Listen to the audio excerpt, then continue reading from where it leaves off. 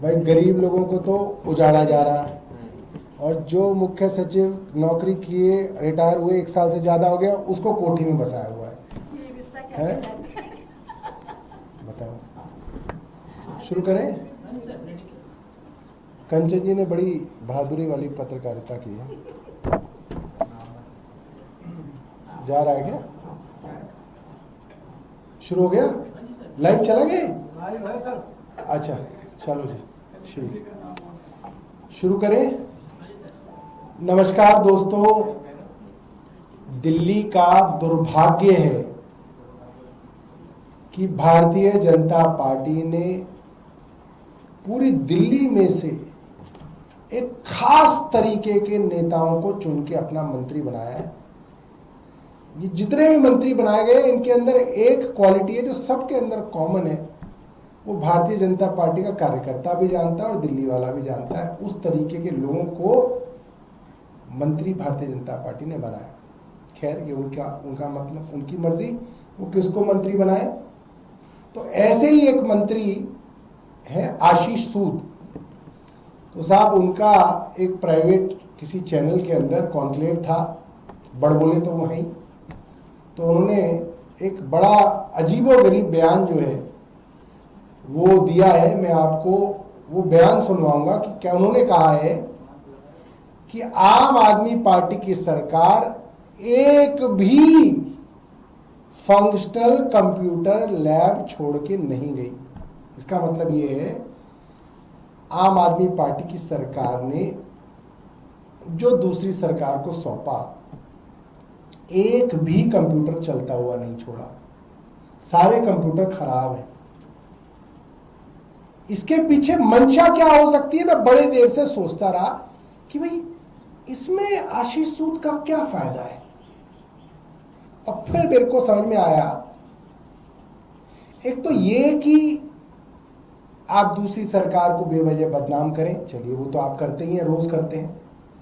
दूसरा, आपका कोई इंटरेस्ट नहीं है कि अपनी तरफ से कोई काम करना चाहें, क्योंकि आप पुरानी सरकार के द्वारा किए गए कामों को ही नकार देंगे और फिर वो काम करके दिखाएंगे, कहेंगे हमने किया। और तीसरा, कहीं कोई बहुत बड़ा भ्रष्टाचार की प्लानिंग तो नहीं की जा रही है कि चलते हुए कंप्यूटरों को यह कहा जाएगा कि साहब एक भी कंप्यूटर नहीं चलता है, और कहा जाएगा, क्या कह दिया है मंत्री जी ने, कि पुरानी सरकार के द्वारा खरीदे गए, लगाए गए एक भी कंप्यूटर को जो है चलता हुआ नहीं छोड़ा गया, सब खराब है। तो सब खराब है तो क्या किया जाएगा भाई? जब कंप्यूटर की क्लास होती है, कंप्यूटर की लैब है, कंप्यूटर के टीचर हैं, तो जाहिर सी बात है फिर नए कंप्यूटर खरीदे जाएंगे। तो नए कंप्यूटर खरीदने के लिए पुराने कंप्यूटरों को खराब होना यह बताना जरूरी है।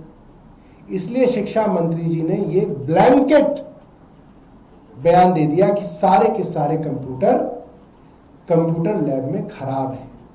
अब मंत्री जी की पोल जो है हम खोलेंगे और पहले आपको उनका वीडियो सुनाएंगे, और उसके बाद कल ही हमने अपने कोंडली के विधायक साथी कुलदीप जी को कहा कि भाई जरा एक स्कूल में जाके, कंप्यूटर लैब में जाके देखना, और उसका वीडियो भी दिखाएंगे, और दिखाएंगे कैसे सही चलते हुए कंप्यूटरों को खराब दिखाने का बड़ा षड्यंत्र भारतीय जनता पार्टी की सरकार रच रही है। देखिए, विषय में अगर एक उदाहरण देना हो एक शिक्षा मंत्री को, तो उनके मन में एग्जाम्पल भी आता है कि 2 साल के बच्चे को डिस्ट्रैक्ट करने के लिए उसके हाथ में मोबाइल दिया जाता है। मुझे लगता है शिक्षा मंत्री को के रूप में कोई भी हो, उसके पास बेहतर उदाहरण होने चाहिए कंप्यूटर के विषय में बताने के लिए, और कम से कम इतनी सच्चाई होनी चाहिए कि जो काम है उनको आप एक्नॉलेज कीजिए, और जो काम आपको करने हैं आगे उनके बारे में आप बात कीजिए, मगर करना कुछ नहीं है। इसलिए सिर्फ पुरानी सरकार के बारे में झूठ फैलाना है, और ये झूठ आपके सामने हमने एक्सपोज किया है।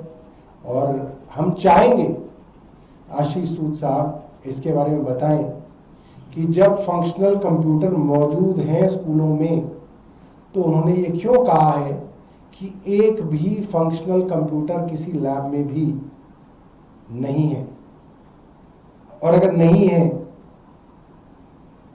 तो इसकी तो जांच होनी चाहिए थी अब तक, कि जब इतने सारे कंप्यूटर खरीदे गए तो वो सारे कंप्यूटर कैसे खराब हो गए।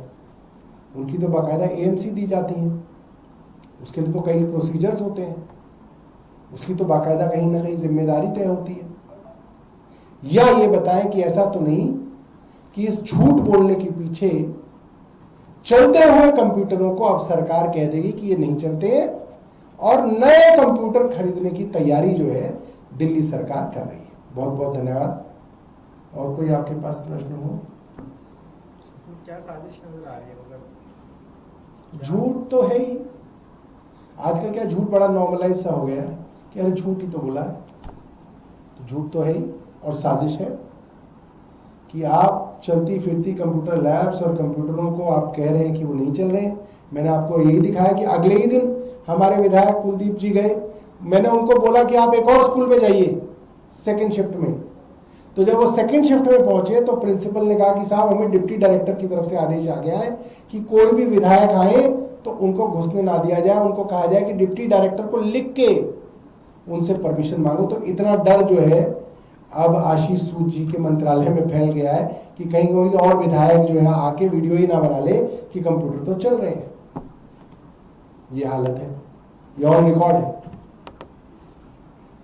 और स्कूल के जो बच्चे हैं सर वो एनसीईआरटी की तैयारी कर रहे हैं कि वो ऑपरेशन सिंदूर के बारे में बुक्स में पढ़ेंगे, इसकी तैयारी की जा रही है।